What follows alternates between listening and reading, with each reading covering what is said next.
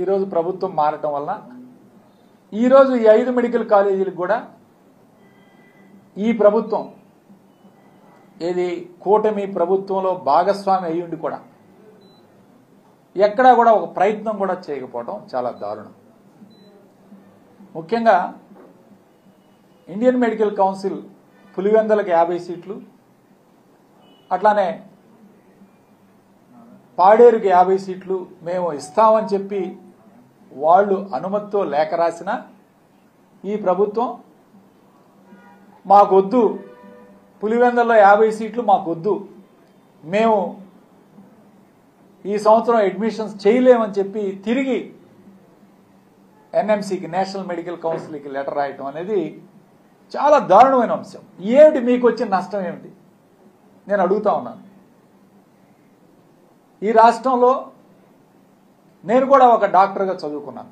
నేను చదువుకున్నప్పుడు ప్రభుత్వ కాలేజీలో 500 ర్యాంక్ రూపు వస్తేనే మెడికల్ కాలేజీలో సీట్ వచ్చేది.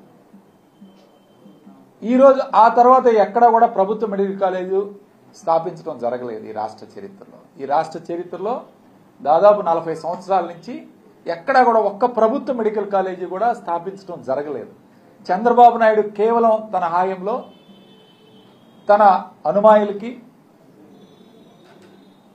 తనకి ఎవరైతే ఇష్టమైన వాళ్ళకో వాళ్ళందరికీ ప్రైవేట్ మెడికల్ కాలేజీలు కట్టజెప్పాడు తప్ప ప్రభుత్వ మెడికల్ కాలేజీ రాష్ట్రంలో ఎక్కడా కూడా రాకపోవడం చాలా శోచనీయం, చాలా బాధాకరం.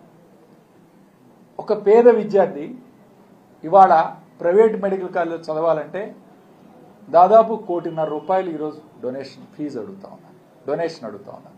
మళ్ళీ దానిపైన సంవత్సరానికి 3 లక్షలు ఫీజు కట్టుకోవాలి.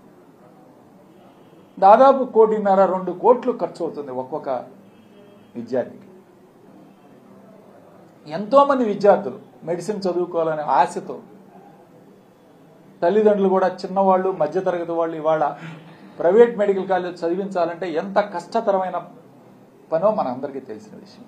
అలాంటిది జగన్మోహన్ రెడ్డి గారు 17 కొత్త గవర్నమెంట్ మెడికల్ కాలేజీలు స్థాపించి వాటన్నిటికి ఖర్చు పెట్టి సుమారు 8,500 కోట్ల రూపాయలు దానికి కేటాయించి కొన్ని బ్యాంకు లోన్ల ద్వారా తీసుకొచ్చి కాలేజీలన్నీ కూడా ప్రారంభించి ఒక పేద విద్యార్థి ఒక మెడికల్ ఎడ్యుకేషన్ అందుబాటులో తీసుకురావడం. ఈ 17 మెడికల్ కాలేజీ వలన కూడా దాదాపు 2,550 సీట్లు మనకు అందుబాటులోకి వస్తాయి.